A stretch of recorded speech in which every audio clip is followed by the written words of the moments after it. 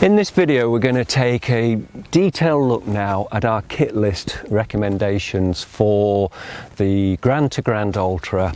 The Grand to Grand Ultra, or G2G, is a high desert race in the States. It starts at the Grand Canyon and it's a multi-stage self-support race. You carry all the kit you need.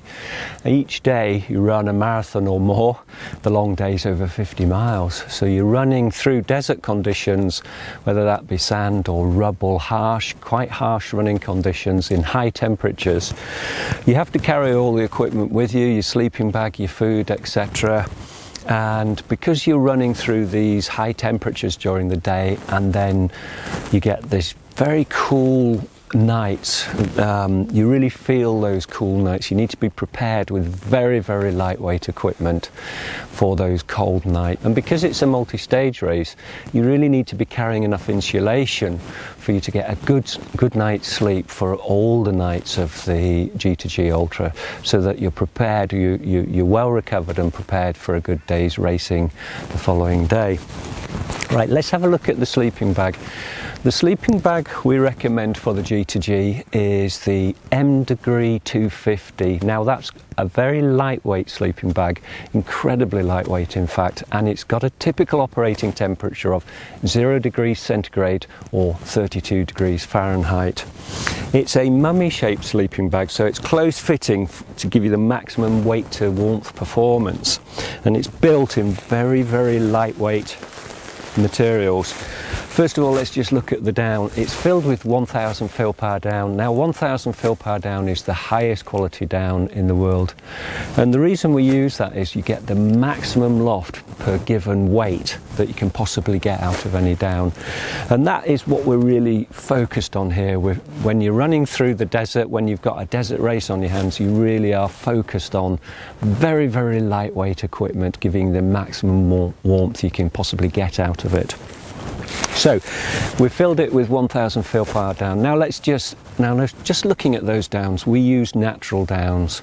We don't use chemically enhanced downs. We don't treat the down in some way to enhance its performance or alter its stiffness or anything like that. We just use natural, high performance, very high quality downs. It's 100% pure goose down, and the reason we do that is it allows us to get the maximum loft from the down that you can possibly achieve, and secondly is it also gives you a greater longevity of your sleep. Okay, now we build out, now PhD builds sleeping bags to order for its clients, for the end user. We don't sell to shops, we work with the clients that we're making the equipment for. So every sleeping bag is handmade and bespoke made essentially. And that's very useful because it allows the client to get exactly what they need. And in desert racing, in these sorts of races, that's worth something.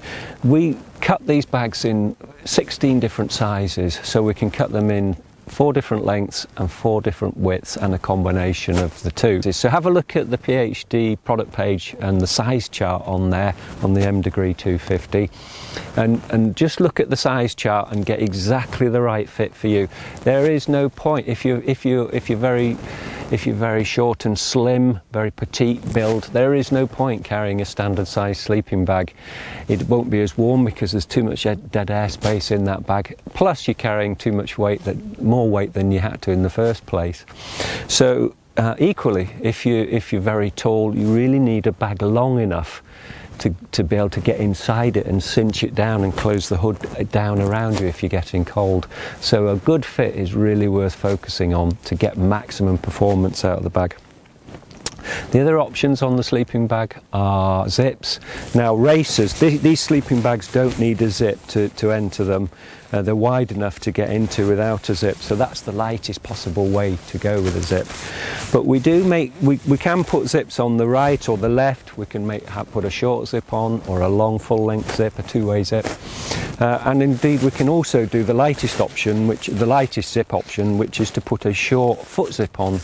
That was actually requested of us by an American racer who was saying his feet get a little bit sore running in the desert every day, and he just wanted to be able to cool them down at night. They were just getting a bit sore and hot and so on, and so he just asked for a foot zip to go in the side, and that is a very, very lightweight option. I think it just adds 10 grams to the weight of the bag. So we'll build them to order. There is also fabric options. Now the lightest option is 7 denier 7X fabric, this fabric here. It's either in red or in black. Now that's the lightest option, and that's the best option really for desert races where you've got this cool overnight low temperatures but dry, very dry climate. So 7 denier 7X fabric's the best. But we can also make these bags in a water resistant fabric, Hypershell. So that's designed for when you would be using small tents and condensation is a problem. If your sleeping bag is rubbing on the sides of the tent, a water resistant fabric is very helpful because it prevents that water getting through onto the down. But it does add a little bit of weight. Hypershell is a little bit heavier. So for a desert race, I would recommend the 7 denier, the 7X fabric. Okay, so that's the sleeping bag. Let's just have a look at the pack down size. This is the stuff sack that it comes with, and if you use PhD equipment you'll know the stuff sacks are fairly loosely packed. You can compress them down by about another third, so if you use compression straps you can make it smaller. We also actually have designed another stuff, so it's a desert race stuff sack actually for the sleeping bag. These two stuff sacks are the same volume, they've got the same sleeping bag in them, but this is a long thin stuff sack and it's got webbing straps down the side, and that was designed, it was asked for us to design by some runners in the Marathon des Sables, the MDS in the Sahara Desert. It's a similar race, it's a multi-stage race, and they were saying that on day one when they started the race their rucksacks are very full, so they were strapping the sleeping bag to the outside of the rucksack, but on several occasions stuff sacks were dropping off the rucksack and being left in the desert. It kind of been very amusing to arrive at overnight camp and not have your sleeping bag with you. So they asked us to just alter the stuff sack design to something that they could strap to the rucksack and make sure it stays on. I can show you, this is one of the MDS rucksacks, and this is the shape that we went to, a nice thin stuff sack with webbing straps down the side, so it can be strapped onto the base or onto the sides or onto the top, and those webbing straps just prevent the stuff sack slipping off and being lost. So that's the other way to go. Right, that's the sleeping bag that we recommend for the G2G. So we recommend the M Degree 250. If you get cold, you can go to a warmer M Degree bag. The M Degree 300 is warmer. So if you're a cold sleeper, it's worth looking at the M Degree 300 bag as well. Okay, so that's that. Let's just have a look at tops as well that are suitable. Overnight temperatures do drop. You spend quite a lot of time in camp, and in the morning as well, as you're preparing, having breakfast and so on before you head out for running. It is quite chilly, so that nothing really is lighter than a lightweight down jacket or gilet. Let's have a look at them. The one I recommend is the Wafer jacket. It's rated, it's got a typical operating temperature of 0 degrees centigrade, that's 32 degrees Fahrenheit again. And I would recommend the Wafer jacket. Again, it's an incredibly lightweight piece of equipment. The jacket here in size medium, it's 6 ounce, so a very, very lightweight piece of equipment, 185 grams. This one's got the optional hood with it as well. But it's quite a long jacket. It comes right down past the waist onto the hips, and that is there to prevent any cold air getting in around the kidneys and so on. So it's quite long, and it's got a high collar as well, so it's quite high, so you can seal out the cold, so it seals under your chin. Lightweight fabrics, 1000 fill power down, but the critical thing is it packs down very small, and it's very, very light, and the temperature's the critical thing, isn't it? 0 degrees centigrade or 32 degrees Fahrenheit. We also have a lighter version of that jacket, and that's a pullover version, the Wafer Ultima Pullover, and that comes in at 155 grams, so 5.5 ounces.